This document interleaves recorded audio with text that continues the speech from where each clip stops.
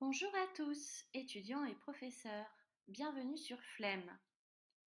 L'objectif de cette vidéo est de savoir utiliser les pronoms relatifs qui et que.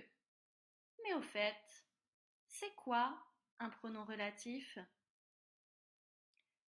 D'abord, le pronom relatif remplace un nom. Ensuite, il permet d'éviter la répétition. Ainsi, deux phrases simples se transforment en une phrase complexe. Mais rassurez-vous, ce n'est pas si complexe. Alors, le pronom qui, on l'utilise quand? Observez ces deux phrases simples. Donne-moi le livre. Le livre est sur la table. Quel est le problème? Bien sûr, la répétition du mot livre. Dans la deuxième phrase, le nom livre est sujet du verbe être.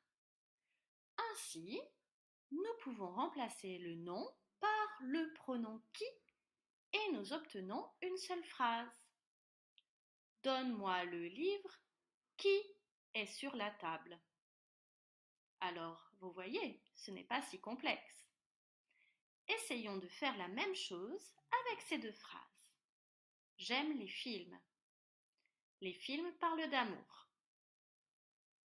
Là encore, il y a une répétition de les films. Les films est sujet du verbe parler. Donc, je remplace par qui et j'obtiens une seule phrase. J'aime les films qui parlent d'amour. Et le pronom que, on l'utilise comment? Observons ces deux phrases. Elle part en vacances avec des personnes.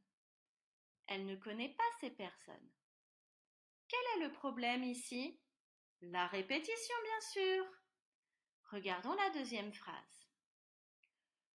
Le nom répété est ces personnes. Ces personnes est le complément d'objet direct du verbe connaître. Je peux obtenir une seule phrase en utilisant le pronom relatif que. Transformons, on obtient ainsi elle part en vacances avec des personnes qu'elle ne connaît pas. Faisons la même chose avec ces deux phrases. Leila Slimani est une écrivaine. J'aime beaucoup cette écrivaine. On remarque la répétition cette écrivaine. Cette écrivaine est le complément d'objet direct du verbe aimer. Alors, on utilise le pronom relatif que et on obtient la phrase Leila Slimani est une écrivaine que j'aime beaucoup. En résumé, on utilise le pronom relatif qui pour reprendre le sujet du verbe de la deuxième phrase.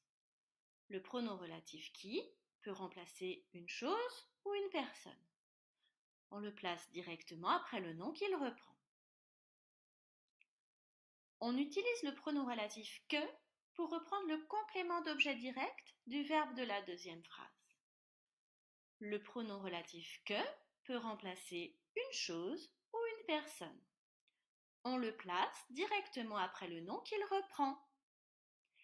Si le pronom relatif que est suivi d'une voyelle, on fait l'élision. Il devient QU apostrophe. Voilà, vous savez maintenant comment on utilise les pronoms relatifs qui et que. À bientôt pour une prochaine vidéo Flemme.